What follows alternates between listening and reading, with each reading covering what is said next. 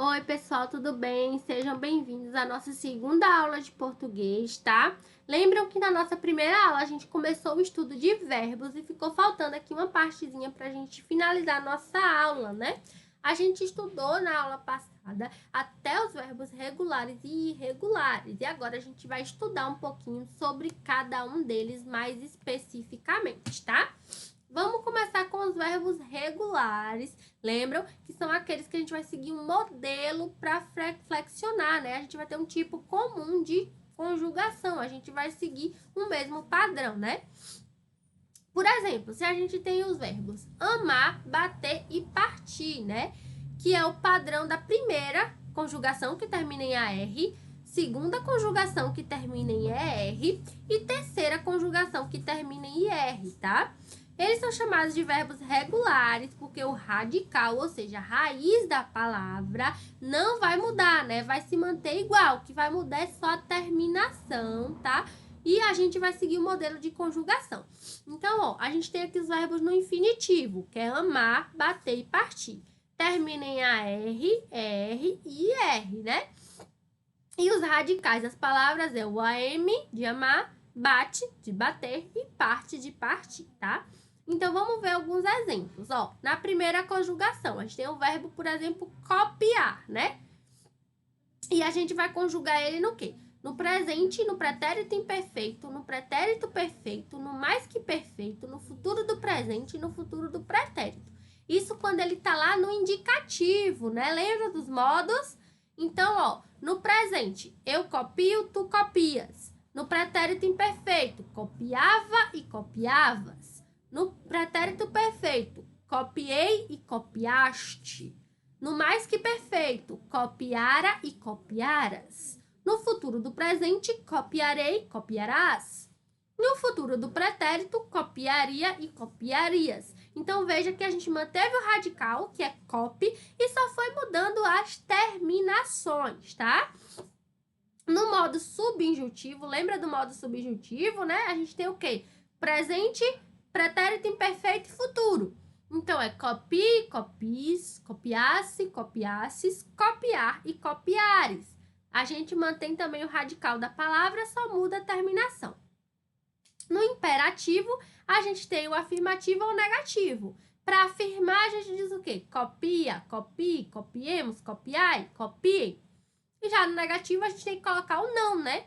Não copies, não copie, não copiemos, não copieis e não copiem, tá, pessoal? Isso a gente tá falando da primeira conjugação, quando os verbos terminam em AR, tá?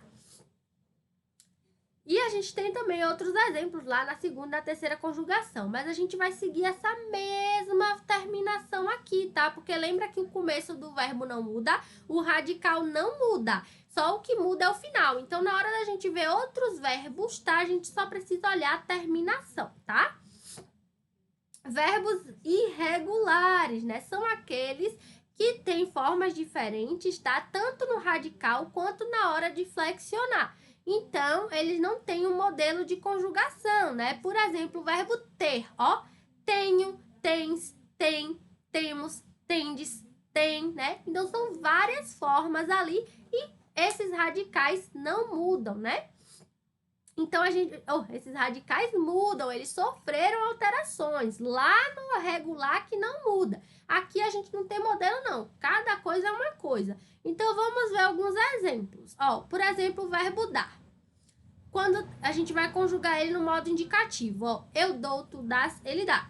No pretérito, imperfeito, dava, davas. No perfeito, dei e deste. Veja que não tem uma ordem. A gente está mudando radical, está mudando terminação, tá? Então, está mudando praticamente toda a palavra. Lá no modo subjuntivo, que eu dê, que tu dês. Lá, se eu desse, se tu desses. Quando eu der e quando tu deres, né? Está mudando o quê? Presente, pretérito e futuro ali no modo subjuntivo, né? Já no modo imperativo, eu tenho a forma afirmativa e negativa, né? Dá, dê e demos, por exemplo. E no negativo, não deis e não dê. Então, aqui no verbo regular, a gente sabia, né? Se eu te desse qualquer palavra aqui, você ia manter o radical e ia só botando essas mesmas terminações. Mas no irregular não tem ordem, né? Não tem jeito, tá? A gente tem que ver como é que vai conjugar, porque não tem como a gente seguir um modelo, tá, pessoal? Então, vamos ver aqui as orações, né? O que seriam orações, tá? Orações, elas são chamadas de orações reduzidas, porque vão apresentar o verbo numa das formas nominais que a gente aprendeu, tá? Ou infinitivo, ou gerúndio, ou particípio. Vamos ver aqui algumas frases, ó. Ao terminar a prova, todo candidato deve aguardar. Ouvimos uma criança chorando na praça.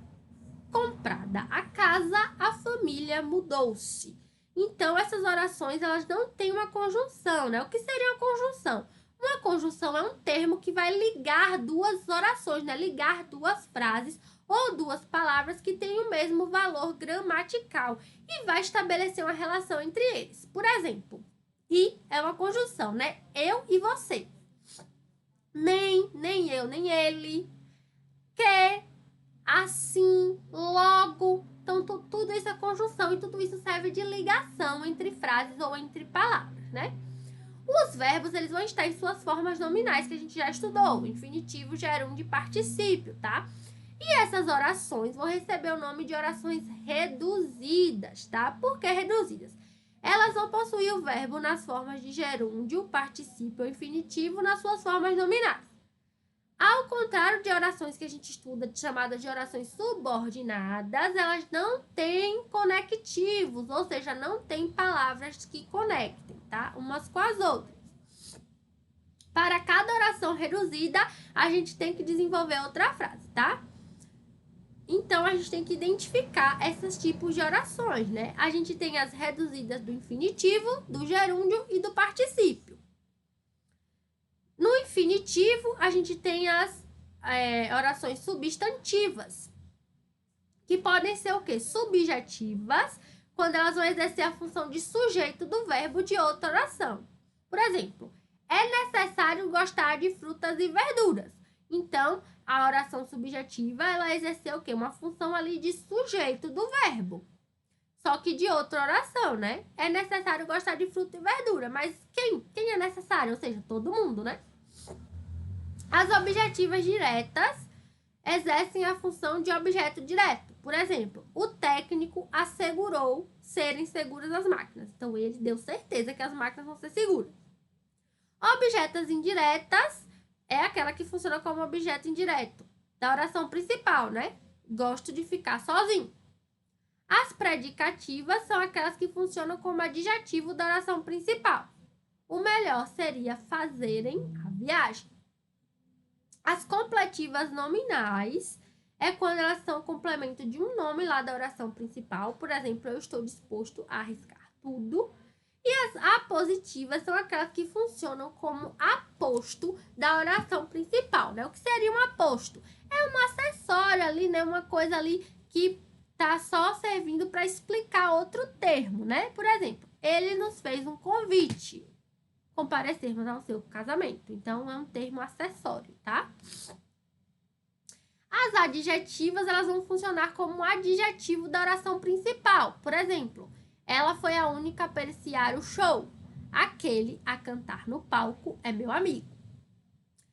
As adverbiais, elas vão funcionar como um adjunto adverbial, ou seja, ele vai indicar a circunstância da oração. Ó, causal. Eu lamento por ter chegado atrasado. É uma circunstância. Temporal. Não podem ir embora sem cumprimentar o casal. Então, é uma circunstância. Eles só vão embora se cumprimentarem o casal. Final, né? Fiz o empréstimo para comprar o carro. Concessiva. Apesar de estar triste, ela continuou sorridente. Condicional. Se cumprir a promessa, eu cumpro a minha. Consecutiva. Ela se distraiu tanto a ponto de esquecer a discussão. E a gente tem orações também reduzidas ali do gerúndio, por exemplo, restritiva, né? Eu gosto de criança correndo pela casa. Explicativas. Encontrei Maria saindo de férias. Isso tudo é chamado de oração reduzida porque a gente está escondendo ali o sujeito, né? Quem gosta de criança? Eu, mas eu não coloco na frase. Adverbiais, ó, causal. Não cumprindo a promessa, sentiu remorsos. também, quando é um advérbio, a gente sabe que tem alguma causa ali, né? Temporal, falta alguns minutos para o final da prova, eu terminei faltando alguns minutos. Concessiva, mesmo estando doente, eu assisti aos jogos. Condicional, mentindo assim, você ficará em uma situação difícil. Já as reduzidas do particípio, elas são adjetivas ou adverbiais. Nas adjetivas, a gente também tem a restritiva, né? Temos apenas um carro comprado com muito sacrifício, ou seja, uma restrição. Só tem um carro. Explicativa, né? Fiquei surpresa com a casa pintada de branco. Então, explicou por que ficou surpresa. Nas adverbiais, a gente tem a causal, né? Ferido na perna, ele não pôde mais jogar. Temporal, né? Concluído o jogo, o time foi descansar. Então, depois que terminou o jogo, todo mundo foi descansar. Vencido o campeonato, eles permaneceram treinando. Então, ó, eles foi oculto da frase. Condicional, excluídas as doações, como funcionaremos? Então, tem uma condição, né? Sem doação, a gente não pode funcionar, tá? E para terminar, a gente tem os verbos haver, existir e ter, né? O verbo haver é aquele que a gente usa no sentido de existir ou no sentido de ocorrer, né? Ele é impessoal, ou seja, ele permanece na terceira pessoa do singular porque ele não tem sujeito, então só é usado no singular. Ó, nessa competição não há titulares ou reservas. Já houve vários acidentes nessa curva. Então, ó, não há titulares. Se você trocar esse a por existem, a frase continua com o mesmo sentido, né? Ó, nesta competição não existem titulares ou reservas. Já houve vários acidentes nessa curva. Se você trocar por ocorrer, já ocorreram vários acidentes nessa curva, a frase não muda o sentido. Havia meses que não nos víamos. Então, tá falando de tempo, né? Tem muito tempo que a gente não se vê. Se não houvesse projetos de lei para a imprensa, né? Se não existisse projetos, veja que se a gente mudar por existir ou por ter, a frase vai continuar com o mesmo sentido, né?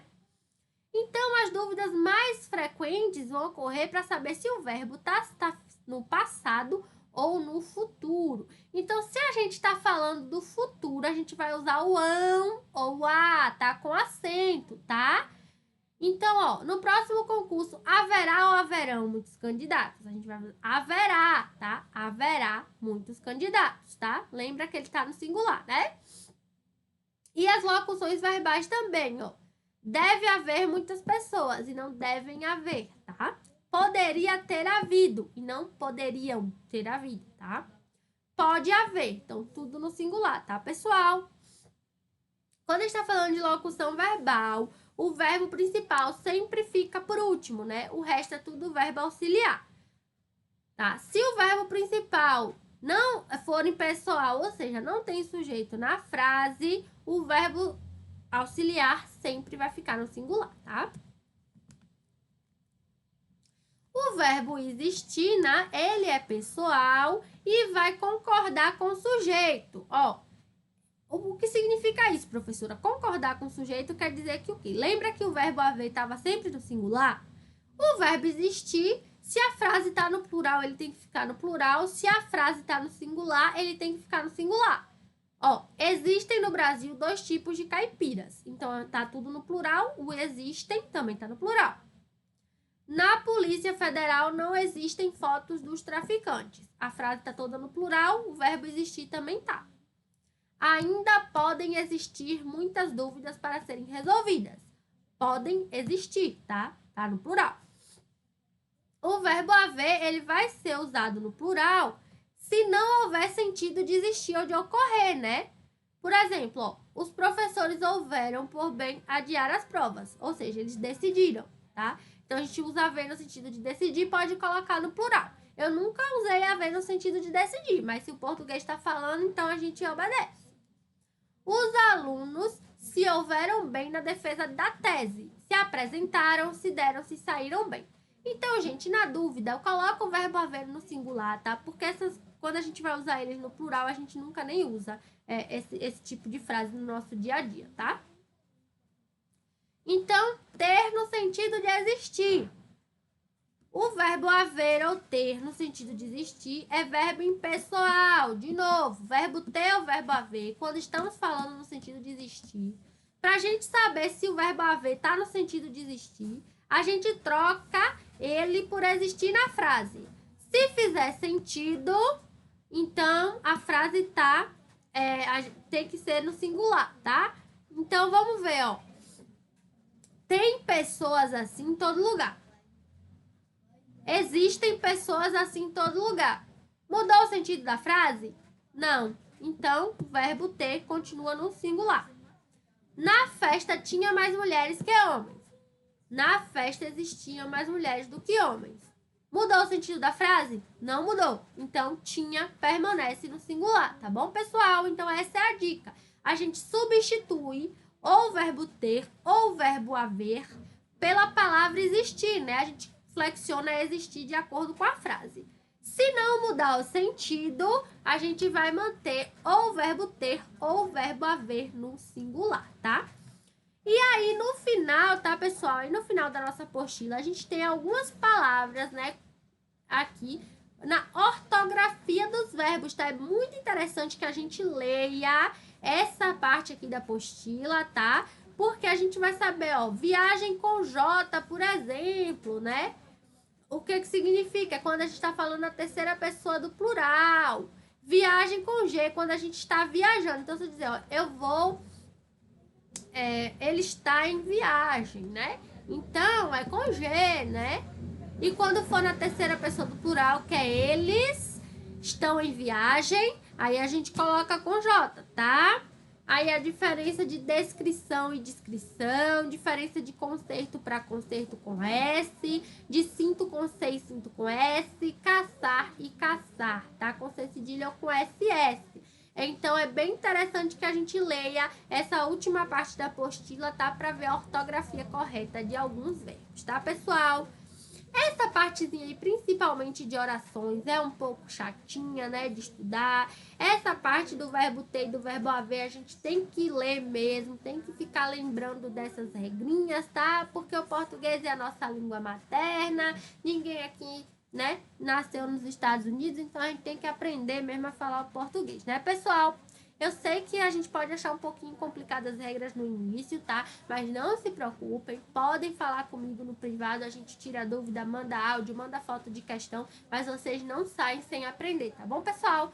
Espero que tenham gostado. Até a próxima aula e desculpem pelas brincadeiras.